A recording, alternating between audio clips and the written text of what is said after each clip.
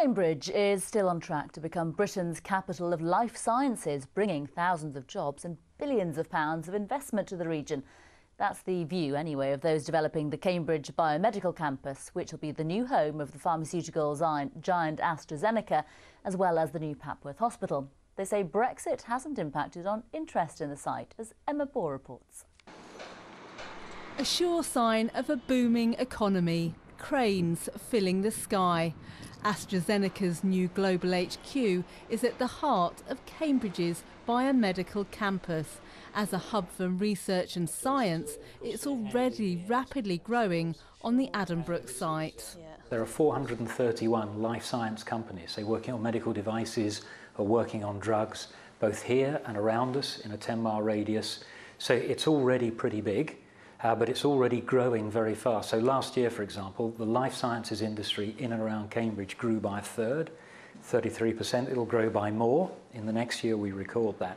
So it's already an accelerating environment. It's already exciting. The question is just how far can we take it? The development area here is huge. The buildings are going up on a 70-acre site, but there's another area yet to be developed, the size of up to 14 Wembley stadiums. One of the new buildings under construction is the new state-of-the-art facility for an already world-leading heart and lung hospital. Patients are getting older and they need all the other facilities around that is on this campus. But also, more importantly perhaps, is the fact that we're in the middle of this huge development where there's going to be fantastic opportunities for research and education. And so alongside that building, there's going to be a Heart, Lung and Research and Education Institute, which we'll be building as soon as we get the funds. But as the country prepares to leave the EU, is there a fear that it might put a halt to the growth? Our companies ring up and saying we were thinking of coming and now we're not. The answer to that is no, we're not getting that. Is the phone stopping ringing? The answer is no. People are still making inquiries. So I guess, we're optimists in this business anyway, but we're optimists on the basis of the evidence here. I think we remain optimistic that we'll continue to be attractive and will grow.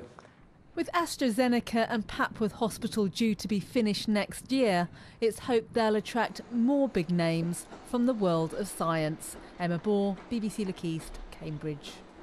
But can the local infrastructure cope with more science and technology workers? I asked Alex Plant from Cambridge Ahead, the body that promotes Cambridge as a business destination. I suppose the first thing to say from a Cambridge Ahead perspective is how much good news that is in terms of the new jobs coming to the area and actually the ability to see world-class research being developed in Cambridge. And so unambiguously excellent news that that's happening. But of course we do need to ensure that as those new jobs come through, as new people are working on the biomedical campus, that we have the housing and that we have the transport links that enables that growth to be truly sustainable. So what are the considerations then around housing and transport, and do you think they are being considered? The fact that you have the guided bus extension to the south from the railway station down to the biomedical campus, and you have the new homes emerging in and around Trumpington, is all part of a strategy that tries to link homes and jobs together. So this isn't coming through in an unplanned way, and we should recognise that, and that's a positive. However, as we see further growth of the biomedical campus, we need to think further about how we ensure that we build on those good transport links to actually enable a better transport solution for the future. And indeed, all of these companies are going to be paying business rates, having workers paying income tax and council tax. So presumably all that revenue could be put back into the pot to boost infrastructure further. Cambridge's growth is good news for the whole region, it's good news for the whole country.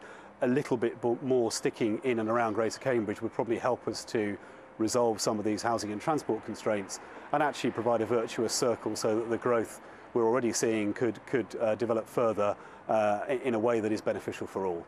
So what would you like to see happen then in the next couple of years in terms of housing, in terms of transport, in terms of big spending commitments? So what I think I'd like to see is, with the arrival of the Combined Authority and the Mayor, the ability to continue the journey that's been started in the Devolution deal, which is to see more powers and more funding retained locally, including the uplift in the sort of tax revenues that you just talked about being kept within the city region, so that we can really see innovative transport solutions and a development of the kind of housing and the right tenure and mix of housing that we really need for what is a very vibrant economy. But at the moment, which is providing not the right mix of housing for everybody's needs. In other news, a jury's heard